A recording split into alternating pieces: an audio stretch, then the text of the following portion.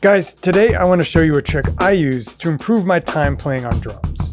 Well, two tricks actually. There's one thing I like to do when I'm practicing, and one that helps me when I'm playing. And here's the crazy thing. I didn't even realize I was doing this until I watched one of my own videos.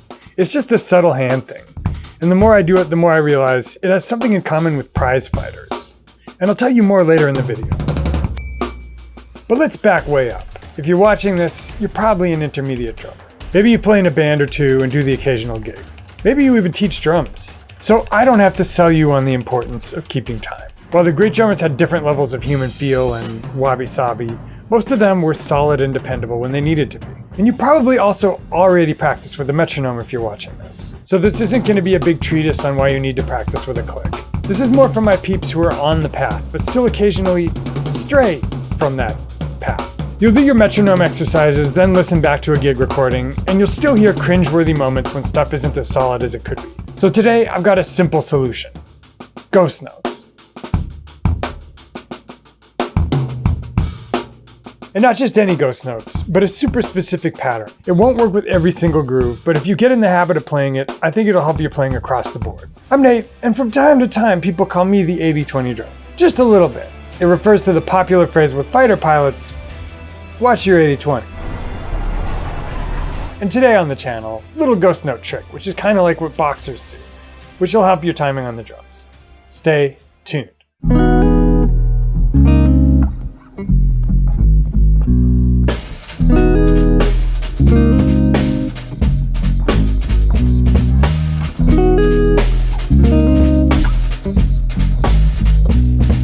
And guys, if you're a long-time watcher of the channel, you know the drill. For every one of these lessons where we have demonstrations where I play things on the drums, we make transcriptions for you, free little workbooks, and you can get those for free by clicking the link below the player and telling us where to send. That's it, on with the lesson. Let's start super simple. Here's the lick.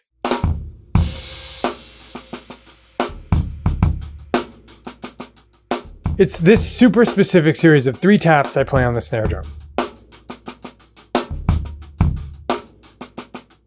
It helps me if I'm changing back and forth between subdivisions like this,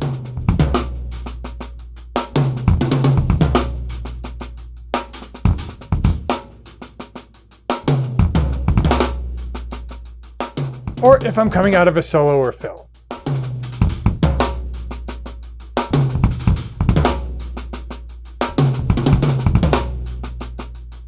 Last week, we discussed 2 of the great funk shuffle masters, Jeff Porcaro and Bernard Purdie. And shuffles have their version of this built in, the ghost notes on the second and third triplets. But with straight beats, we don't really have that as much. So I suspect this is how and why this was born. Okay, but what does this have to do with improving my timing on drums? Let's get into it.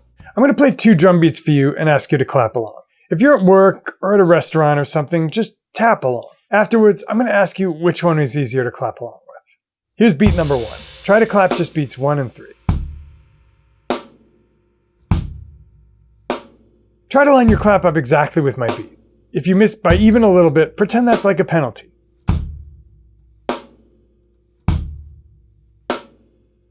Had enough? Now let's try beat 2. Same thing. Try to clap on just beats 1 and 3.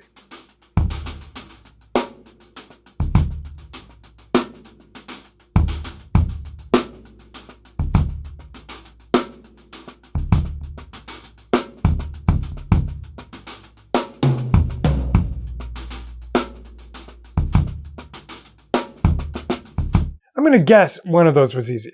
To drive this point home even more, let's pretend I'm counting off a song for you. All you need to do is clap on the downbeat, and I'll count it off. Ready? Here's count off 1. 1. 1. 1. Here's count off 2. 1, 2, 1, 2, 1, 2, 3, 4. Count off 2 sounds more like what you get in a real band, right? Well, there's a reason for that. What I'm getting at is that for most of you, beat 2 will be easier to keep count with. And that's because of subdivision. In very short, it's giving you more information and more frequent information about where the beat is. Now let's talk about danceability. I'll play 2 beats and you can see which feels more danceable. Here's the first. Nothing wrong with it.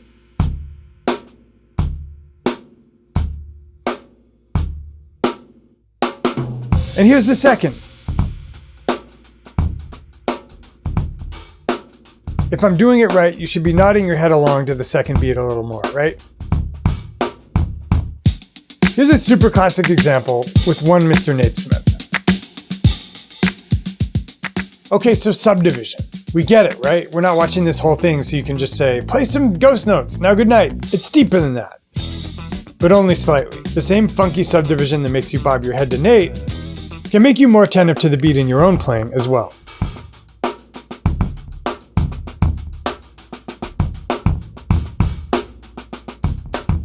Is this a crutch? Yes, in a way, but it's a funky crutch. I'd really love to see a cartoon of that. Funky crutch! Here's how to do it. The most basic beat you could make from this probably sounds something like this.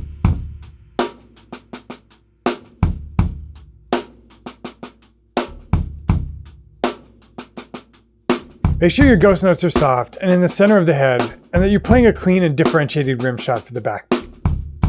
Now for something more modern funky, I'll switch to a triplet style beat for a bar, then come back to this home bass beat.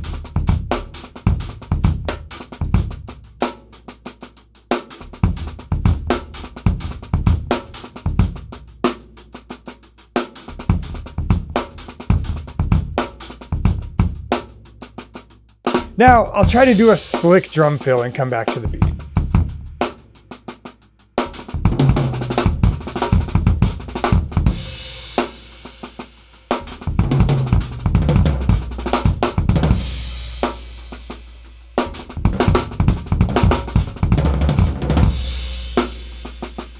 But how do you check that your time is actually solid? How do you make sure you're not just reinforcing bad timing with this trick? We'll get into that in a minute, but first, why do I compare this to prize fighters? Because of gauging distance.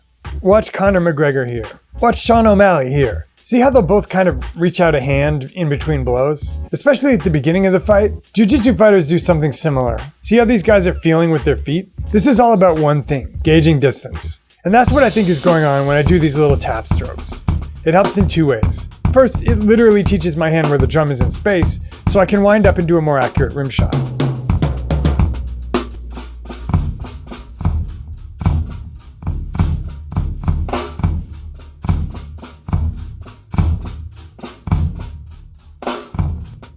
Second, it's making time for my brain.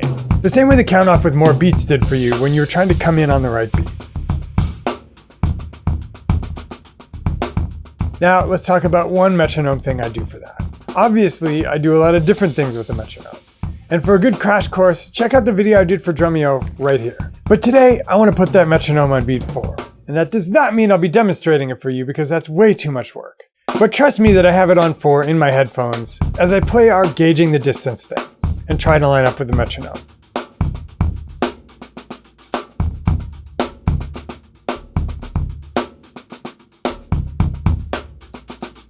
Now let's get a little more complex and play over the bar line, but I'll still toss in this distance gauge.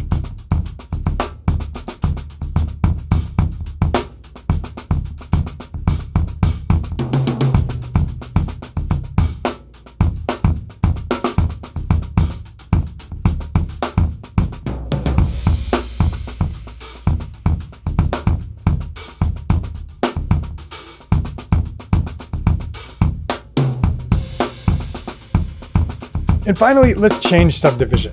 Then use that little hand post of those ghost notes when we come back to the duple subdivision.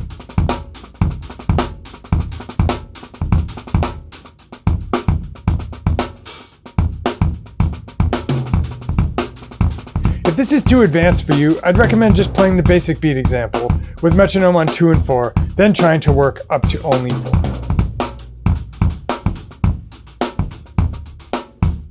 That's it. That's a little concept I stole from prize fighters that helps me make my time on drums even better, and I've been working with the metronome for years. Have an opinion about this? Have favorite tips of your own? Leave them below in the comments. Anyway, quick reminder that if you guys want a completely free transcription of this, you can get it by clicking below the player and telling us on the next page where to send it. Dudes, it's been real, always enjoy these. See you again real soon in another lesson of the week.